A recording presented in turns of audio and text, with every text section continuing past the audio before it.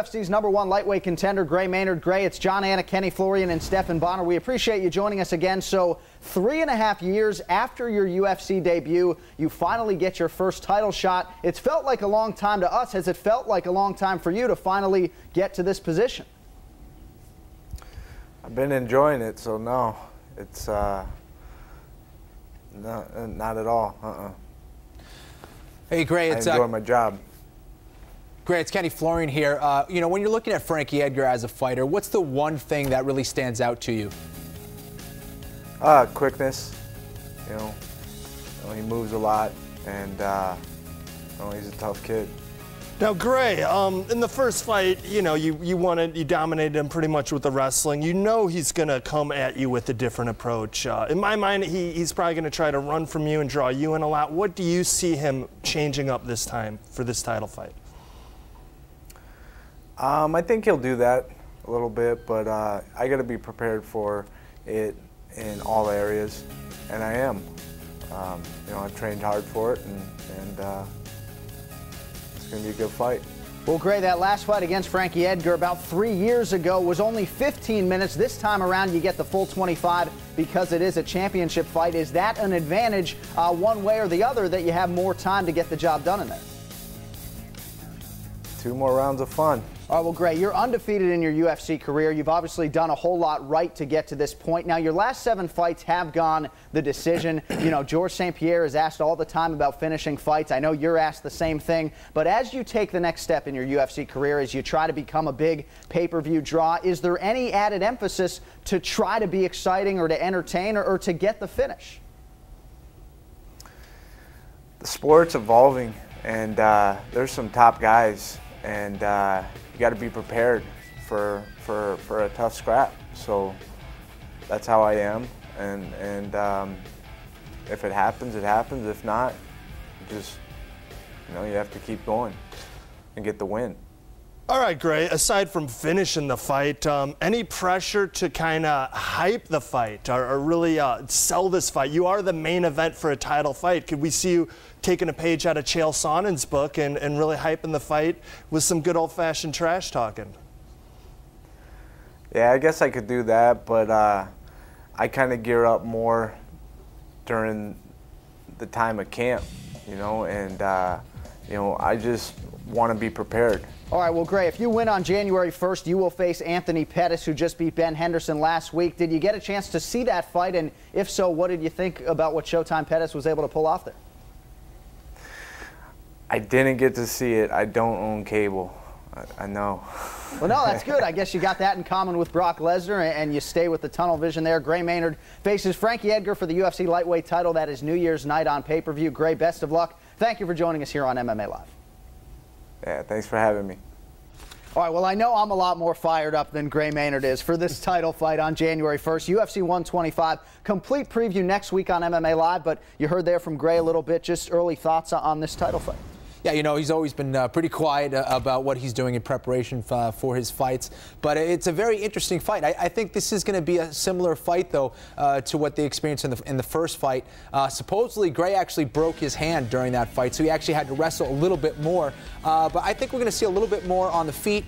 And I think it is going to come down to the wrestling, though. I think whoever controls the fight there is going to win that fight. Yeah, I definitely think we're going to see a different Frankie Edgar, a different strategy. I don't think he believed that Gray was that much better of a wrestler the first time around. I expect him to run a lot. But on the other hand, I expect Gray to try to use similar strategy to you, to try to draw Frankie Edgar in and get him to make a mistake, then capitalize with the takedown. So this will be the 3rd straight title fight for Frankie Edgar, and for the 3rd time an underdog. How much chance do you guys give Frankie to pull off an upset here as he tries to defend the belt? There's no doubt Frankie can win this fight. If he can use that in-and-out style that he loves to use, if he can utilize that speed to get in without getting taken down, he can definitely win this fight. It's going to be a stick-and-move kind of style, and if he can use that variety to try to confuse Gray Maynard with his strikes, he can definitely win a decision against Gray Maynard. Precisely. I think Frankie really evolve that style of his fighting, using the footwork, getting in and out really quick, using his hands, getting off, and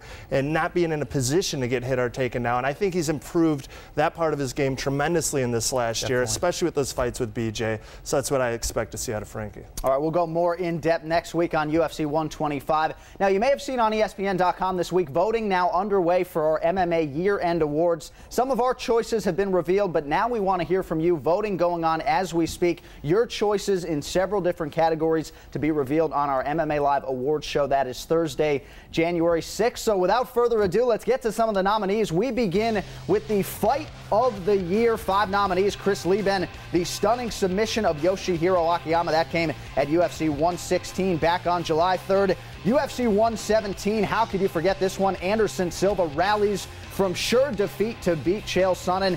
The late ballots flooding in for Anthony Pettis, his win over Ben Henderson. Of course, the Korean zombie Chang Sung Jung against Leonard Garcia. And perhaps the dark horse, Sengoku 14 in Japan, Jorge Santiago, the resounding win over Kazuo Masaki. All right, guys, for me, nothing could possibly top the title fight between Anderson Silva and Chael Sonnen at UFC 117. Those are the nominees. Who's your fight of the year? Fight of the year. My fight of the year is Pettis Henderson. You know, that's the fight that's obviously fresh in all of our minds. But just the drama. It was, you know, going into that 5th round, it was dead even, and then you have Pettis pull off what was one of the most amazing techniques you will ever see. Probably you have ever seen in a mixed martial arts fight. You know, it's rare when you see a technique that will take the sport to the next level, and that was that technique. That kick was amazing. You John, look upset, man. What did we forget? Where's Bonner Soshinsky to? It's on the short list of cutting room floor. I know you have the potential to rig this contest, and I thought we were boys. I expect more out of you, John. It should be a little disappointed. Absolutely. But, you know, they're so hard to pick. Like Akiyama Lieben, I was actually getting stitched up during that fight, and I kept getting yelled at by the doctor because I was cheering for Lieben. I need to stand still. And then Pettis Henderson, and just back and forth action, 25 minutes. But I got to stick to my guns. I'm going with Jung versus Garcia, the Korean zombie and Leonard Garcia, just because it was my type of fight. Both guys had each other in big trouble on multiple occasions, and instead of going defensive mode, they both stood in the pocket and slung punches as hard as they could from the hip. And from a fan, that's my favorite type of fight. Technically speaking, fundamentals were out the window, but certainly about as entertaining as it gets. Well, if you want to vote, just go to ESPN.com's Mixed Martial Arts page. The MMA Live Awards will be decided by you, so we hope you will be heard and take advantage of the voting process. All right, up next, some Strikeforce news for you. Fedor Emelianenko's been idle since the loss to Fabricio Verdum. When might we see him back in the cage? And we've also got word on Nick Diaz's next title defense. His opponent, not who you think. Keep it locked on MMA Live.